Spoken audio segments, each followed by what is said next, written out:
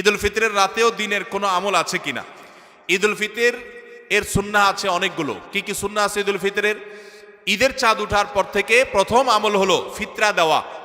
পরিবারের সবার তরফ থেকে গরিব অভাবী লোকদের কাছে, আপনার পরিবারে 5 জন হলে 5 জনের পক্ষ থেকে ফিতরা আপনি খাবার পৌঁছে দিবেন গরিবের বাসায়। এটা হলো প্রথম আমল। দ্বিতীয় হলো ঈদের চাঁদ দেখা গেছে, তাকবীর শুরু করবেন, আল্লাহু আকবার, আল্লাহু আকবার, লা ইলাহা ইল্লাল্লাহ, আল্লাহু আকবার, আল্লাহু আকবার ওয়ালিল্লাহিল হামদ। বেশি বেশি করে পড়তে থাকবেন। এটা পুরুষ হোক নারী হোক সবাই, পুরুষ একটু জোরে জোরে, মহিলা একটু আস্তে আস্তে। অবশ্য ওইটা ঈদগাহে আসার সময় জোরে জোরে পড়বেন, একইদে জোরে একইদে আস্তে, কিন্তু এমনি স্বাভাবিক অবস্থায় সাধারণ গতিতে পড়বেন নারী পুরুষ সবাই যার যার মতো করে তাকবীর।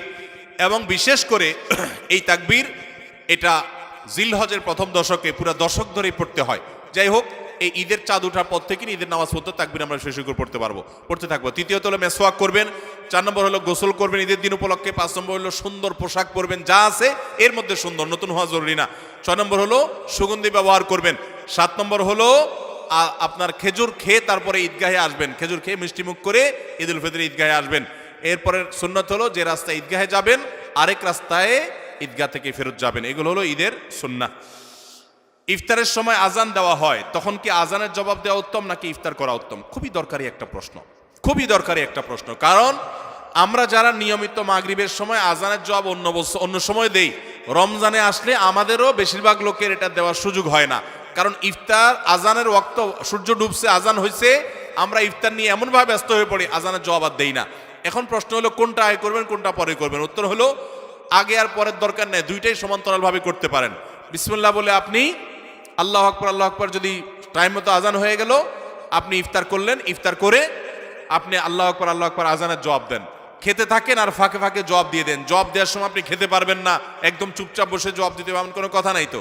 খাওয়ার ফাঁকে ফাঁকে একটু ব্রেক দিয়ে দিয়ে আপনি আজানের জবাব দিয়ে দেন, তাহলে দুইটা একসাথে হয়ে যেতে পারে। আমরা অনেকে এটা করি না, এটা করা উচিত আমাদের। রমজানে কখন দোয়া করলে দোয়া কবুল হয়? রমজানে দোয়া কখন কবুল হয়? প্রথমত রোজাদার ব্যক্তির সারাদিনই দোয়া কবুল হয়। নবী করিম সাল্লাল্লাহু আলাইহি সাল্লাম বলেছেন যে রোজাদার ব্যক্তির দোয়া কবুল হয় হাত্তা ইফতিরা, সে ইফতার করার আগ পর্যন্ত। কোন কোন হাদিসে আসছে হিনা ইফতির, ইফতারের সময়টাতে দোয়া কবুল হয়। তাহলে রোজাদার সারাদিনই তার দোয়া কবুল হয়। আপনি রোজা অবস্থাতে, সিয়ামরত অবস্থাতে, অফিসে আদালতে, কাজে কর্মে, মা বোনরা রান্না বাড়ায়, যে যেখানে থাকেন না কেন, ওই ফাঁকে ফাঁকে আপনি দোয়া চালাই দিবেন। এবং দোয়ার জন্য অজুও জরুরি না, বিনা অজুতেও দোয়া করতে পারেন, যদি অজু করে করলে উত্তম।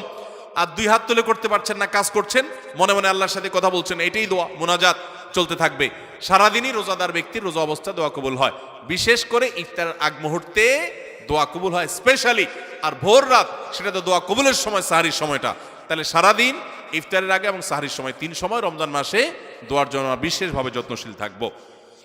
মাশাআল্লাহ, আমাদের প্রিয় হুজুর অনেক সুন্দর আলোচনা করছেন, আমরা সবাই মানার চেষ্টা করবো ইনশাআল্লাহ।